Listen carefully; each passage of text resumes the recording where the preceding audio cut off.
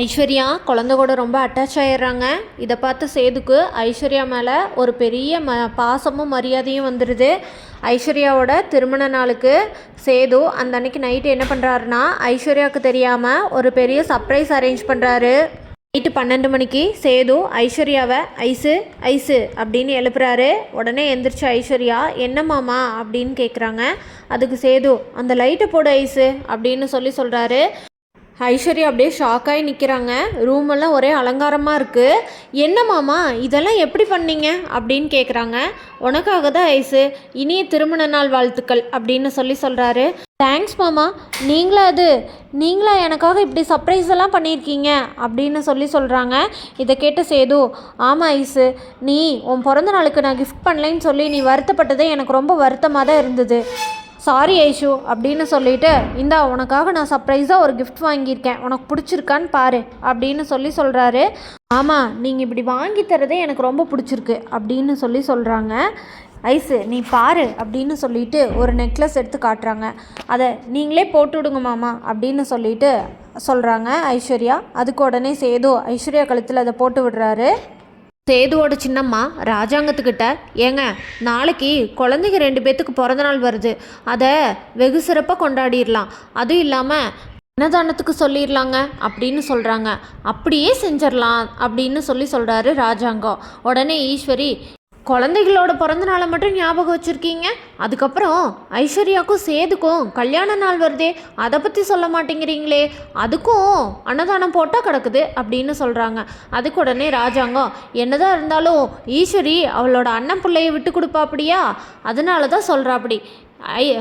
ஈஸ்வரி எப்பயும் போல் அதுக்கும் நம்ம அன்னதானம் போட்டுடலாம் சரியா அப்படின்னு சொல்கிறாங்க.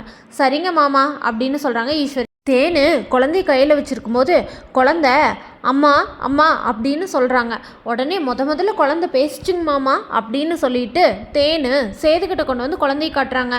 என்னடா தங்கம் பேசுனியா நீயே, இன்னொரு முறை சொல்ல, அப்பா முன்னாடி ஒரு முறை சொல்ல அப்படின்னு சொல்கிறாங்க. குழந்தை உடனே அம்மா அப்படின்னு சொல்லுது. என்னடா அப்பான்னு சொல்லுன்னு சொல்கிறாங்க. ஆனால் அப்பான்னு சொல்லலை அந்த குழந்தை. உடனே தேனு இன்னும் கொஞ்ச நாளில் சொல்லிடுமாமா அப்படின்னு சொல்கிறாங்க. சரி தேனு அப்படின்னு சொல்லிட்டு குழந்தைய வாங்கிட்டு போயிடுறாங்க. அதே நேரத்தில் தமிழ்ச்செல்விக்கு ஃபோன் பண்ணி, உன் குழந்தை அம்மான்னு சொல்கிறா தமிழ் அப்படின்னு சொல்கிறாங்க. அப்படியாக்கா, ஒரே ஒரு தடவை எனக்கு அதை வீடியோ எடுத்து அனுப்புங்க அப்படின்னு சொல்கிறா தமிழ்ச்செல்வி. ஆனால் தேனுக்கிட்ட வீடியோ காலில் காட்டும்போதும் வீடியோ எடுத்து அனுப்பும்போதும் குழந்தை அம்மானே சொல்ல மாட்டேங்குது. இதை கேட்ட தமிழோட அம்மாவும் அம்மாச்சியும், ஏண்டி தமிழ், அங்கே ரெட்டை குழந்தைங்க 2ஐயும் ஒன்றாத்தானே செய்யணும்னு சொல்லுவாங்க, அப்போ அழகர் அங்கே பேசுகிறான்னா மீனாட்சி இங்கே பேசுவாள்ல அப்படின்னு சொல்கிறாங்க. அப்படியெல்லாம் இல்லை அம்மாச்சி, 2 பேரும் பேசுவாங்க, ஆனால் ஒரே நேரத்தில் எப்படி குழந்தைங்க பேசும், கொஞ்ச நாள் ஆகும் அப்படின்னு சொல்கிறாங்க தமிழ். சரி 2 பேரும் எப்படியோ பேசுனா சரி, அந்த சீலக்காரி அம்மா இந்த 2 குழந்தைகளுக்கு துணை இருப்பா அப்படின்னு சொல்கிறாங்க அம்மாச்சி.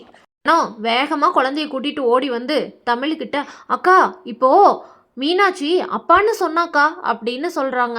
மீனாட்சி கிட்ட இங்கே மறுபடியும் சொல்லு அப்படின்னு கேட்கும்போது மீனாட்சி அப்பான்னு சொல்கிறா.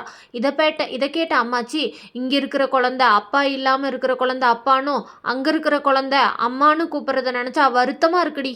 2 குழந்தைகளும் எப்போத்தான் ஒன்றா சேர்ந்து சந்தோஷமாக இருக்குமோ தெரியல, இதுக்கு அந்த கருப்பந்தான் துணை இருக்கணும் அப்படின்னு சொல்கிறாங்க அம்மாச்சி.